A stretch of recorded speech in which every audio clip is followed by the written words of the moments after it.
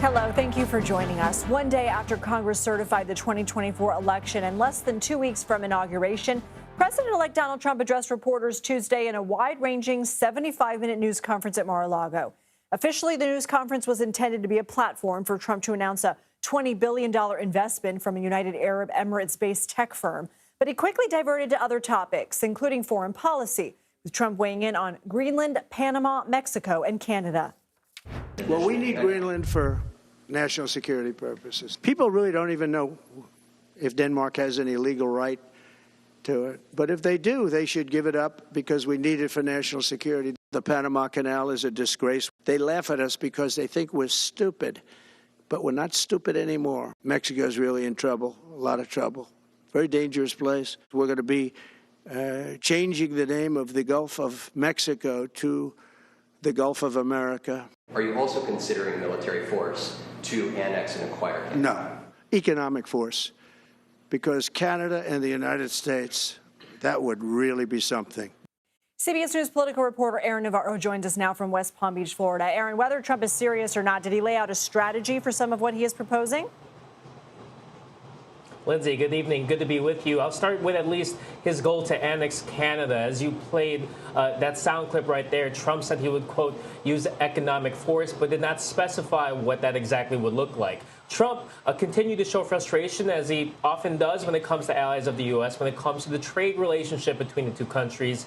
He said that the U.S. gives too much to Canada in terms of subsidies and does not get enough in return. However, when it comes to military control of the Panama Canal, when it comes to acquiring Greenland in some capacity, Trump was asked if he ruled out using military or economic force. Trump did not rule that out. But as we've said today, and as Denmark's prime minister made clear during an interview today, Greenland is not for sale. The local leaders there, the prime minister says it belongs to Greenlanders, again, throwing cold water on this goal that Trump has had to acquire Greenland, that he had and try to get the ball rolling on in his first term in 2019.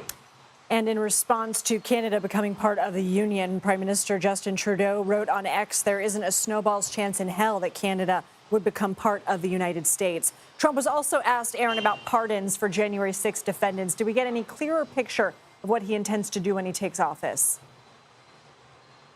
Our colleague Caitlin Huey-Burns looked to drill down on that, asking if Trump would pardon those who were at the Capitol who had violent offenses on that day. Trump simply said he'd be making, quote, major pardons, but did not specify if he would include those who had violent offenses that day on his list. But he did seem to indicate frustration with those who were already convicted and are in jail and did not physically step inside the Capitol that day. That could be some of the first few cases that Trump's team looks at, but there are over 200 cases that Trump's team could potentially review. We'll see how they choose to prioritize that.